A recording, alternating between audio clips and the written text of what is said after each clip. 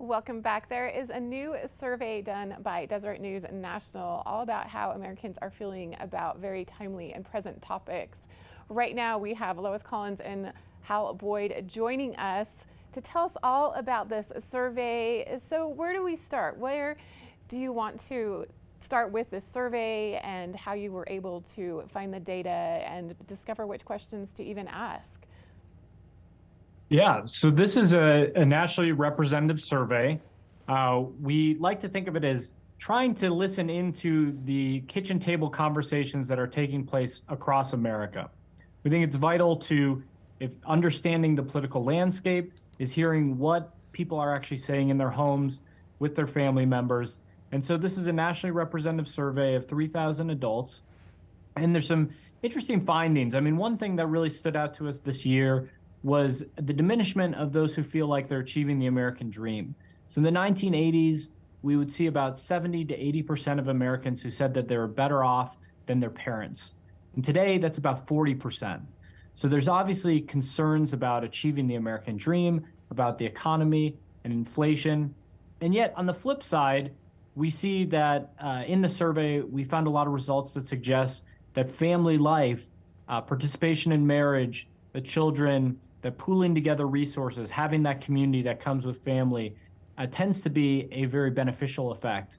That it allows for upward mobility, it allows for diminishment of loneliness, a diminishment in atomization.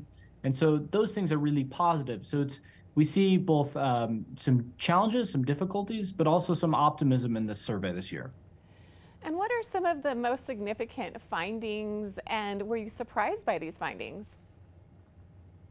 So we found a fair amount of polarization that was political, which, cue big surprise there. Nobody's expecting that, right? On abortion, there's a lot of discussion about where decisions should be made. Republicans would like it made on a state level. Democrats would like it made on a national level. On issues, we looked at all sorts of controversial issues right now. For instance, book banning. We looked at gun control issues. We looked at who should decide what gets taught about race in schools or what gets taught about gender, sexual identity, that kind of thing. And we looked a lot at how people live. And I think that the most interesting and hopeful findings were in family. Even though marriage is down, and it's down about 5% over the course of the survey, while the number of people in no relationship at all has gone up about 5% over that same amount of time, those who are married are benefiting their kids in some pretty interesting ways. And they're happy with their marriages. They're glad they're married. They're glad that they have the kids they have. They do things together. They love each other. And there's no polarization there. Democrats, Republicans, they live their lives very much alike.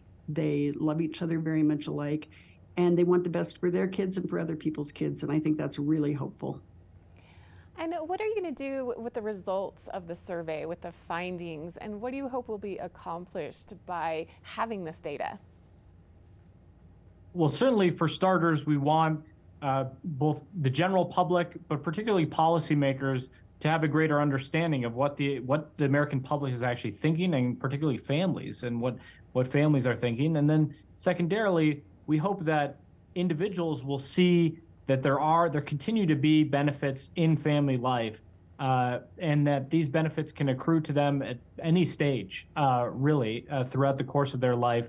And that politicians can look to this, policymakers, people in that arena, can look to families as a vessel, as a vehicle for promoting upward mobility, diminishing poverty, and achieving some of these goals that we all want to achieve.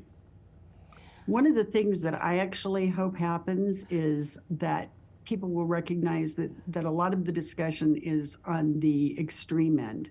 We've got people on the far left and on the far right that are out shouting the area in the middle where compromise and meaningful policy could occur.